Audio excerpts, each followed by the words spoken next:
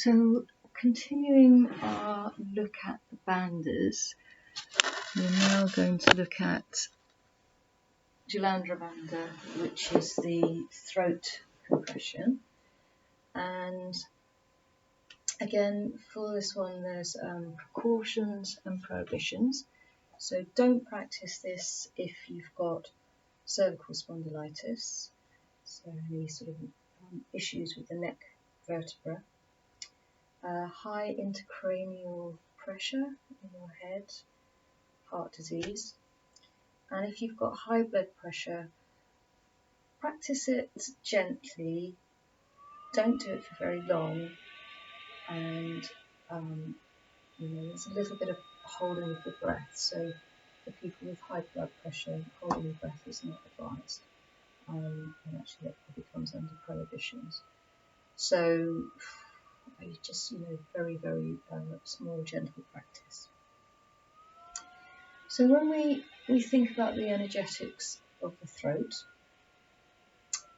you've got your esophagus, so food passes through the orifice of your mouth, down through the tube of the throat.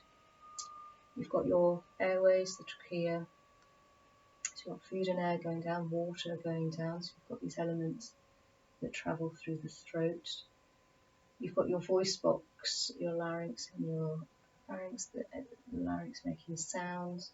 You've got your thyroid gland, which regulates metabolism. You've got your carotid sinuses, blood vessels, big blood vessels that go up to the head to feed the brain with oxygen, arteries and veins going up and down.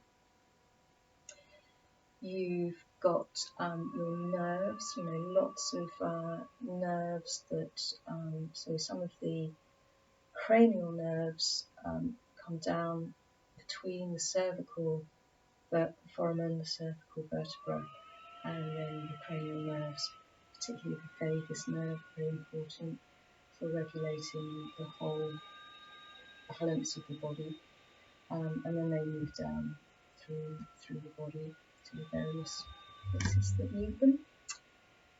So, and they've all got to fit through, and you've got the muscles, the ligaments, the tendons, the fascia, and everything else going on in this very tiny space. So you can imagine that when we perform the Jalandhara Bandha, the throat lock, that this is going to have a direct influence on all of those energetics that are happening in this area of the body. The benefits then, it helps to stimulate the endocrine gland, the thyroid, and tones the muscles of the throat. These big ones here, these are your sternocleidomastoid. There's quite a lot of people, these are quite weak, so these will get a nice strengthening experience.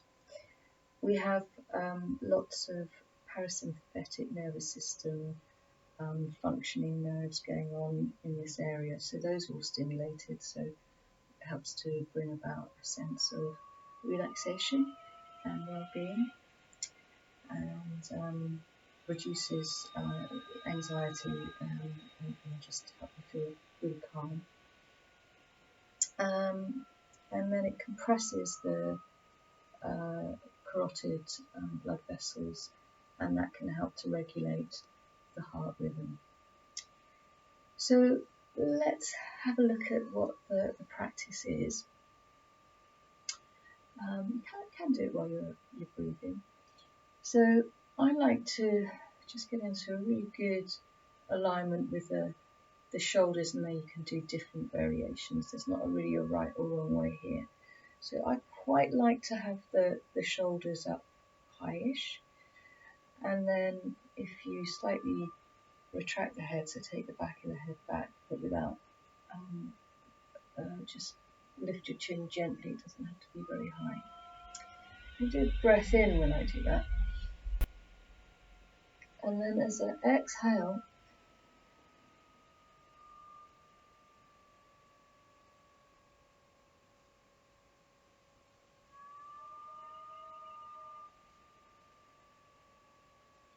you might be able to see that you get a lot of suction up here. So we get a lot of suction around the top of the lungs.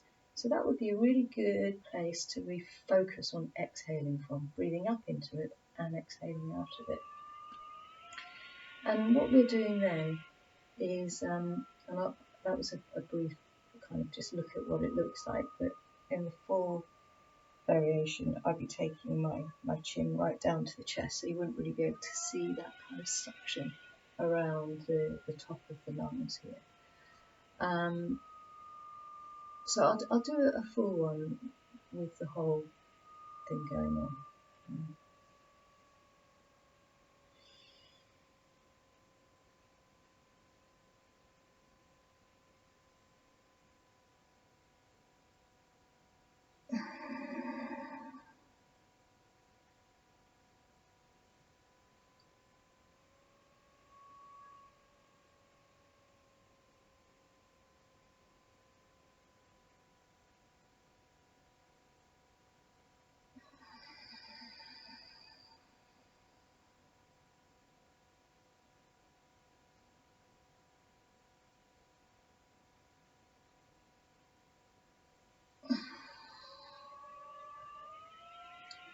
It just feels amazing. It just feels really, really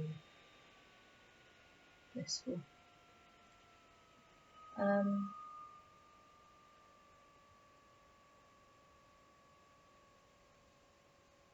Yeah, empty mind, completely.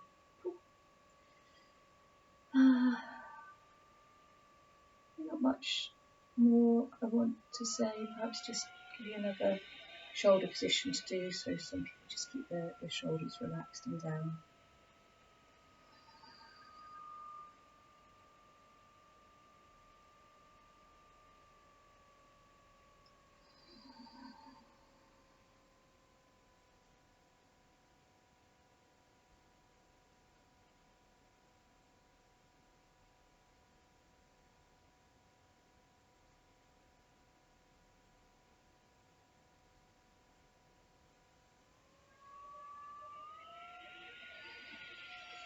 So what I was thinking about then is just to remind you about the Sushumna Nadi, which is the main channel for prana running through the centre of the spinal cord.